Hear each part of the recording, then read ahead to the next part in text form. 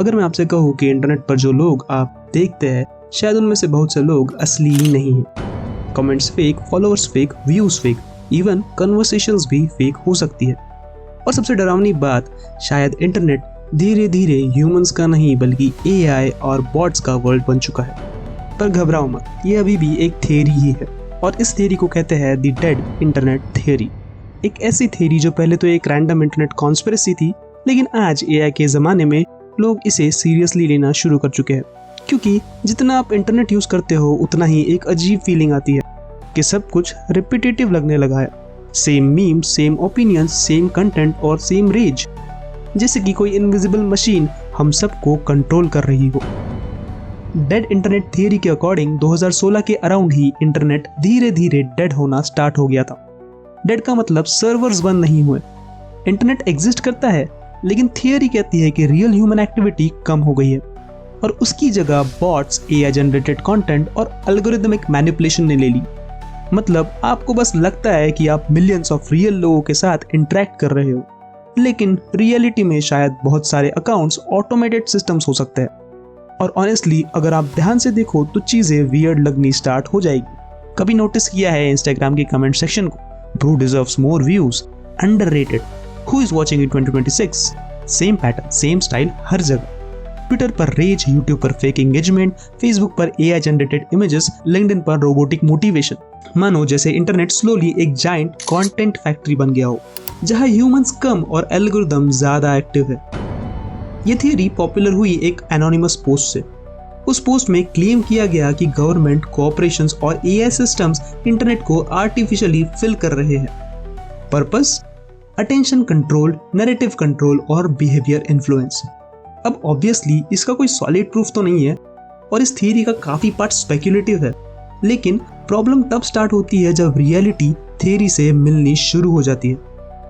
आज AI articles लिख रहा है, एआई इमेजेस बना रहा है, एआई कमेंट्स कर रहा है, एआई ही म्यूजिक बना रहा है और एआई इन्फ्लुएंसर भी बन चुका है। सोशल मीडिया प्लेटफॉर्म्स खुद फेक अकाउंट्स रिमूव करते रहते हैं।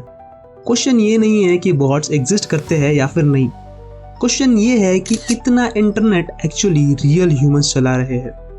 और शायद आपने भी फील किया होगा कि पहले इंटरनेट अलग था, लोग रैंडम फोरम्स पर जेन्युइनली बात करते थे, people shared weird personal stories, conversations raw होती थी। और आज सब ऑप्टिमाइज लगता है, सब एल्गोरिथम फ्रेंडली लगता है, सब कुछ कंटेंट लगता है। मानो जैसे ह्यूमंस नेचुरली बिहेव नहीं कर रहे हैं, वो परफॉर्म कर रहे हैं। और यही सबसे डेंजरस बात है। अब ये भी हो सकता है कि इंटरनेट को बॉट्स ने नहीं बल्कि एल्गोरिथम ने मारा हो, क्योंकि आज हर इंसान एल्गोरिथम को प्लीज करने की कोशिश करता है।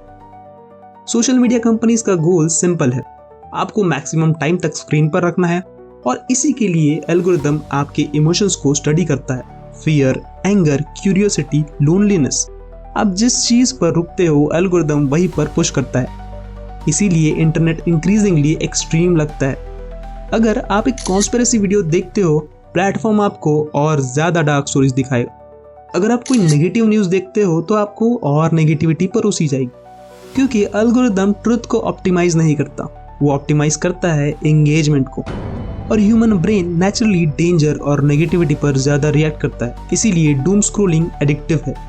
आपका ब्रेन सोचता है कि शायद नेक्स्ट इन्फॉर्मेशन इंपॉर्टेंट हो और आप स्क्रोल करते रहते हो। अब एक और स्केरी चीज इमेजिन करो, आज एआई ऑलरेडी वीडियोस बना रहा है, वॉइसेस क्लोन कर रहा है, रियलिस्टिक ह्यूमन वीडियोस जनरेट कर सकता है, कमेंट्स लिख सकता है, यहाँ तक कि फेक न्यूज भी स्प्रेड कर सकता है। तो सोचो फ्यूचर में क्या होगा। हो सकता है इंटरनेट का ह्यूज पार्ट ऑटोमेटिकली जनरेटेड हो। एआई वीडियोस देखेगा, एआई कमेंट्स करेगा, एआई पोस्ट बनाएगा, एआई एंगेजमेंट क्रिएट करेगा और ह्यूमंस बस कंज्यूम करेंगे।